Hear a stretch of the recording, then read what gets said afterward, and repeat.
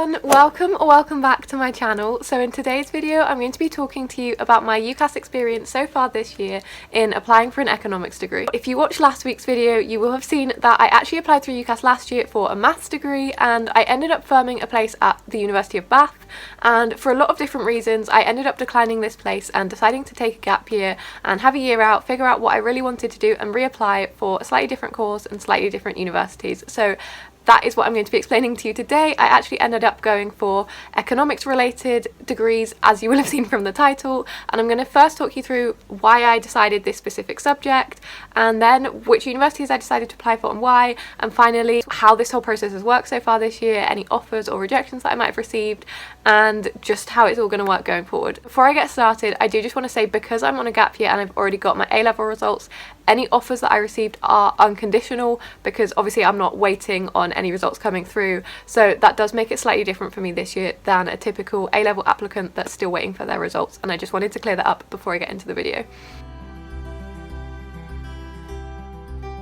Okay, so I actually cheated a little bit with the title of this video because I'm not actually applying for a straight economics degree. I've actually decided to go for maths and economics, and the degrees that are the 5 different choices on my Ucas form are all slightly different, but they're generally within the realms of maths and economics.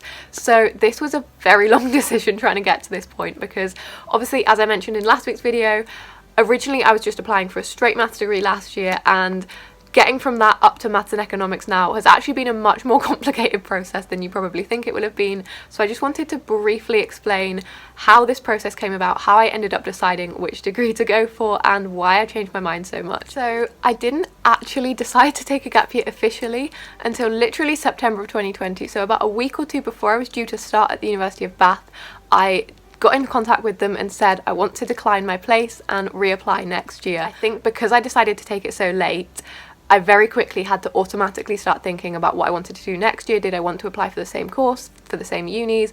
Did I want to go somewhere completely different? Did I want to do a different degree? And I was very quickly thinking all these things through, and I quite quickly came to the realization that I wanted to do something within the fields of either maths, economics or politics. And I then had to decide which of those I wanted to pursue the most, what was going to be the most beneficial to me, what I was going to find the most interesting. And at one point I was really seriously considering politics. I've always had quite a big passion for politics as I've grown up, and it's something I talk about a lot every day, I look a lot and read a lot about every day, and it is a massive part of my life. That kind of seemed like the obvious choice other than maths. But as I started looking into it, I very quickly realised a lot of it was very theory based, and that was something that I felt like to me wouldn't be that appealing. And I think I've grown into someone that's really aware of global issues and global politics, and it's something I feel really passionately about. Things like equality, feminism, just global debate, current affairs is a massive part of my life, and I feel like it's a big part of the person that I am right now. And I felt like going to uni and studying politics would weirdly make me lose a bit of that. I felt like it would weaken my passion a little. I don't know if that makes sense, because I think to some people you'll be watching this and thinking, well, if it's something you're really passionate about, why didn't you study it? And it's hard to explain that. But for me, this was just the right choice. I felt like it just wasn't the right subject for me to go and study at university. So then I started thinking a lot more about economics, and I felt like economics, eventually I kind of came to the conclusion, was the absolute perfect subject for me, because it kind of tied together maths and politics, which were my 2 biggest interests. And obviously it's a highly mathematical subject, but it also has a lot of elements of the real world applications. It goes obviously a lot into politics, it goes a lot into the environment, into health, into crime, into psychology, into so many different areas of life. And another thing about me is that I'm really passionately believe in interdisciplinary subjects. I love just the interconnectedness of the world, and maths and economics are 2 subjects that do that really well. And eventually I just came to the conclusion that studying those 2 in tandem would be the perfect chance for me to be able to do a lot of maths, which I really love doing, and also be able to apply it to a whole range of real world applications, and it would give me a lot of different career opportunities in the future, because at this point I wasn't really sure exactly what career I wanted to go for. I have a few different pathways that I'm considering, but I don't know exactly what area I definitely want to commit to, and I just felt like these were two subjects that A, I was really passionate about, and B, would leave my options open in the future. And so that is the conclusion that I came to, and that is why I decided to apply for maths and economics related degrees. So once I had decided what degree I wanted to study, I then obviously started looking into what universities I might like to go to, what cities I might like to be in, and this was where I had another epiphany. Although I say epiphany, it wasn't really epiphany. Again, it was something that I think I'd thought about in the back of my mind for a really long time, and I kind of really realised this once I started my gap year, was that I definitely wanted to be able to study in London if I could have the opportunity. Or like, again, because I have so many things that I'm interested in, and I'm always wanting to do things. I'm not very good at sitting still and being bored, so lockdown for me is just not ideal. But I felt like London was just somewhere I would never get bored. It was somewhere that was really diverse. There was always going to be so much to do, so much to be interested in, so many like talks that I could go to, different things that I could be attending all the time. And I just felt like for me it was the perfect place to go and study for 3 years. And so this year, when I started looking at my choices, I didn't want to make all 5 of them choices in London, but I knew that I wanted my main choices to be London universities, because I'd realised that that was where I definitely wanted to study. So that's where I started from. I started looking at all the London unis and what kind of courses they offered, which ones were going to be relevant for what I wanted to do. And I found 3 that I knew I definitely wanted to apply for. So I ended up applying to LSE, UCL and Queen Mary in London, and then I wanted to have a couple of options outside of London in case I changed my mind or I wanted to go for something slightly different after all. So I also applied to Bristol and Sheffield, and they were my 5 choices on my Ucas form. And I'm going to talk you through briefly why I chose each one of them, which parts of it really stood out to me, and I also want to mention a few of the unis that I decided against that I was looking into but eventually declined. So I thought about Nottingham and Leeds for quite a while, and Leeds I just decided the campus wasn't really for me. I didn't really like the vibe of it, and similarly with Nottingham, that was kind of a similar feeling. And it is difficult because I was looking at them online, it's hard to know, but that was more to do with just me not being able to see myself studying at those specific unis. It wasn't really anything to do with the course or the uni themselves. I just couldn't picture myself there. And then another 3 that I was really seriously considering was Exeter, Newcastle and Edinburgh, and these 3 I decided against because they were either too close or too far away from home. I wanted a better balance than what those were going to offer me. So again, it wasn't to do with the uni so much, it was more just my own personal preferences. And the final one that I also looked at a little bit was Manchester. I really liked the uni there. I liked a lot of their maths options and a lot of the economics options, but they didn't offer a joint degree, so that was automatically ruled out. So having been able to cross off a lot of unis on my potential list, I eventually got it down to the 5 that I sent off my Ucas form with, which, as I mentioned, were LSE, UCL, Queen Mary, Bristol and Sheffield. So of those 5, I think LSE is probably my top choice because I really liked the course there. They had a lot of options that really interested me. I think particularly on the maths side, they had quite a good pathway for things like data science and algorithms, which is an area of maths that I'm really interested in, and LSE had some really good modules for that. And I also felt like they had a lot of different options in economics. There was a lot of different areas that I could go into, and that really interested me. And secondly, another thing I really liked about LSE was their LSE 100 course, which is something that everyone across the whole uni has to do throughout first and second year, and it's basically an interdisciplinary module, which I don't think counts towards your final degree, but you do have to pass it, and it's basically exploring really important global questions through the eyes of the subjects that you study, but also combining a lot of different areas as well and other people's perspectives to be able to answer these questions and explore them in a lot of depth. And for me, this was something that really appealed to me and really stood out to me at LSE, which a lot of other unis didn't offer. So similarly with UCL, I felt like they had a lot of really good options for their maths modules. They had such extensive choices in modules in second and third year, and this was something that really drew me into that. However, the thing with UCL that I'm not as sure about is it's a 75-25% split, so it's much more focused on maths. It's a math with economics degree, not and.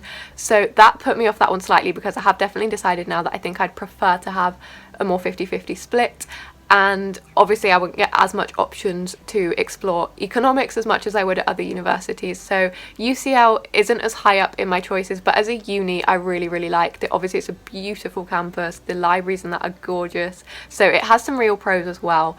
but in terms of the course itself, it's maybe not the highest on my list. Somewhere that actually really pleasantly surprised me with how much I liked the look of it was Queen Mary, and this is somewhere that I'd heard of before but never really known that much about until I found a course there that I was really interested in, and I started looking into it and actually realised how many positives there were for exactly what kind of things I wanted to gain from my uni experience. So there were three main factors that pulled me into Queen Mary. So the first one was their commitment to a diverse and inclusive kind of environment, and that was something that I felt like was really important for me at university.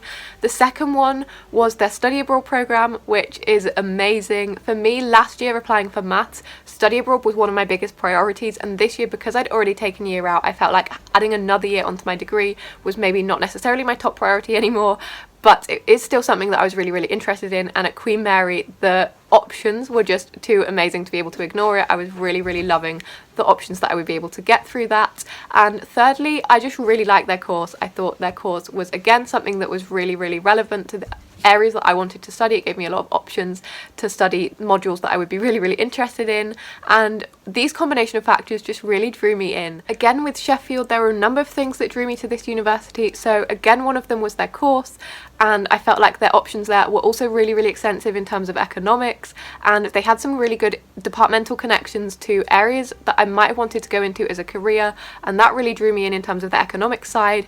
But the math side of the course I wasn't as interested in, and I just felt like that wasn't as perfect as maybe some of the other ones I'd looked at, and also it wasn't in London, which for me was a big priority and a big downside obviously to Sheffield. However, their student union has been given top student union in the country for a number of years now.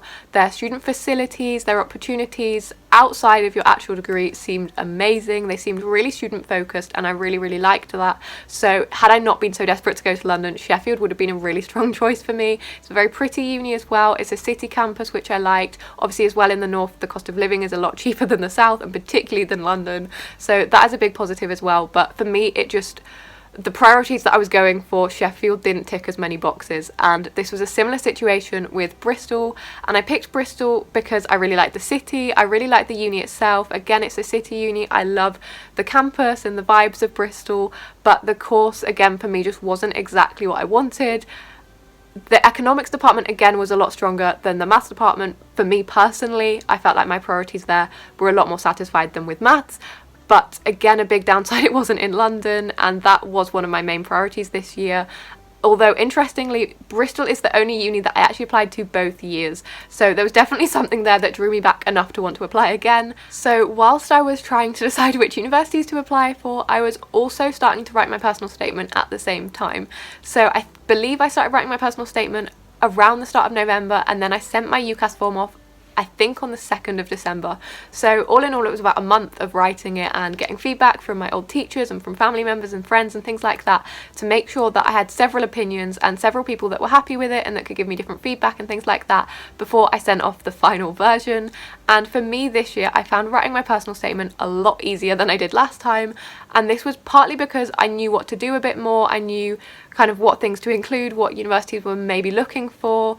And I also had something to start from, because obviously last year I'd applied for maths, and this year I was going for maths and economics. So I had a big crossover there, and I was able to take paragraphs out of my last personal statement and use them in this one and reread them, rephrase them slightly in a way that made sense with my new personal statement, but it just gave me a foundation to start from. The focus of my personal statement this year was very much the real world applications of maths. So obviously half of this was economics, and then the other half was things that related to economics and maths together, and I just tried to show how they interlinked, how they work together, and how they could be applied to a range of different problems across the globe. And I also put in a paragraph at the end about extracurricular activities, and again I tried to make these globally outlooking activities so that it kind of tied into the general theme of my personal statement. As I mentioned earlier, I sent off my Ucas on the 2nd of December in 2020, and over the next couple of days I got emails from all my uni choices letting me know that they've received my application and that they would get back to me with a decision in due course. So on the 10th of December, which was 8 days after I sent off my application, I got a track update,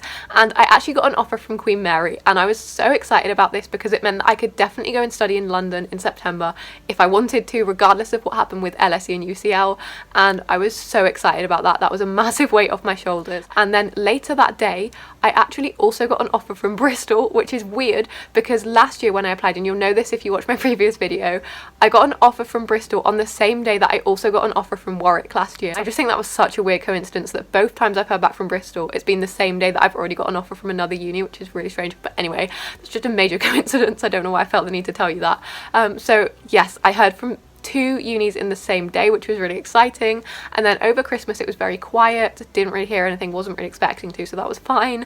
And then on the 7th of January I got another update and I logged in and I had an offer from Sheffield, and I was really excited about this. Again, even though it wasn't one of my first choices, an offer is still an offer and I was still really happy to receive it, so that was really nice. And then since then I've literally heard nothing from LSE or UCL, although actually saying that I did have an email, I think from both of them, saying that applications might take a bit longer to work through this year. They'd had an increase in applications for all their subjects across the board, and on top of the extended Ucas deadline and COVID, it was going to take a lot longer to be able to process them, so I might not hear back for a long time, and that's fine. I wasn't really expecting to anyway.